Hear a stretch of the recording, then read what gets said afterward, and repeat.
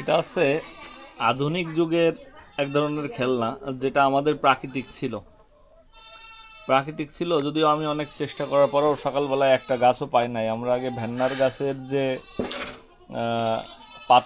পাতার যে ডাল আর কি, ওটা দিয়ে আমরা এক ধরনের বেলুন ফুলাতাম। সেটাকে ব্যবহার করে এখন বাচ্চাদের জন্য এটা তৈরি করা হয়েছে। মামনি একটু ফুলাও, মামনি একটু ফুলাও, এটা খোলো,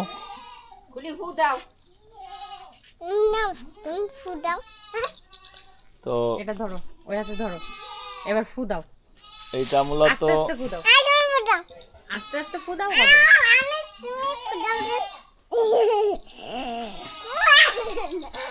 এই যে এই বেলুনগুলো মূলত আমরা আগে গাছের পাতা থেকে ফোটাতাম। কোনো এলাকায় যদি ওই ভেন্না গাছ থাকে তাহলে হচ্ছে আপনারা কমেন্টে জানাতে পারেন।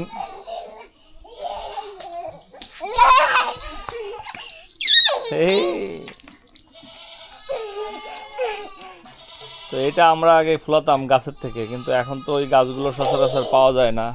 আর এখনকার বাচ্চারা ওই গাছ থেকে ফোলাবেও না, তারা এই যে কিনবে বাজার থেকে, কিনে তারপরে ফোলাবে। তারপরেও ভালো, সেই খেলাটা এখনও জীবিত আছে। গ্রামীণ অনেক খেলা এখন হারিয়ে গেছে। সবাই এখন গেম, মোবাইলে গেম, বিভিন্ন জুয়ায় আসক্ত হয়ে গেছে। বাচ্চারা এখন আর খেলাও করে না মাঠে। এমন একটা সময় ছিল যখন আমরা একটা বল কেউ কিনতে পারতাম না, মাঠও ওইভাবে ছিল না। এখন মাঠও আছে, একজনের একটা বল কেনারও সামর্থ্য আছে। আর আমরা আগে 11 জন 5 টাকা করে দিয়ে একটা বল কিনতাম। একটা বল ফেটে গেলে যে কি কষ্ট পাইতাম। এখন হয়তো আমি একাই 1 ডজন বল কিনতে পারি, কিন্তু সেই 11 জনকে আর পাওয়া যায় না।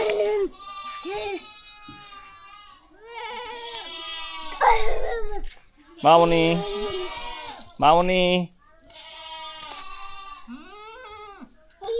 মামনি, আমার মেয়ের আসলে গ্রামের এই পরিবেশেই বেড়ে ওঠা, আর শহরের পরিবেশ আমার এতটাও ভালো লাগে না। আসলে জীবিকা অর্জনের জন্য, পড়াশোনার জন্য মানুষকে অবশ্যই শহরে যেতে হবে, কিন্তু গ্রামের টান, গ্রামের মাটির টান ভুলে গেলে চলবে না। আসলে মোস্ট ইম্পর্টেন্ট ব্যাপার হচ্ছে, এবং প্রকৃতির সঙ্গে বেড়ে ওঠাটাই হচ্ছে মেন, গ্রামের যে পরিবেশ।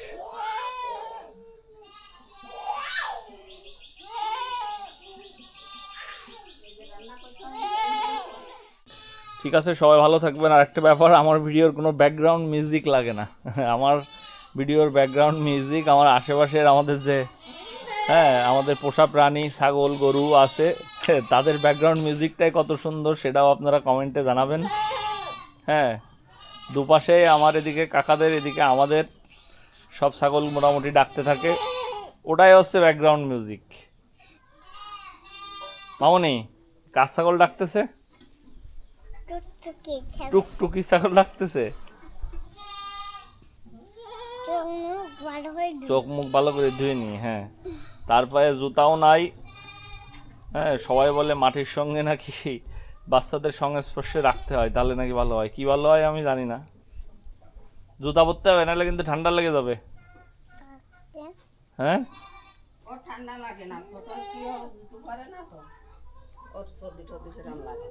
ওর ঠাম্মাও পরে না জুতো, এই জন্য ও পরে না।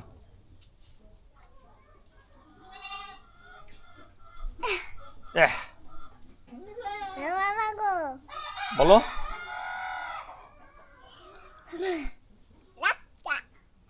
বই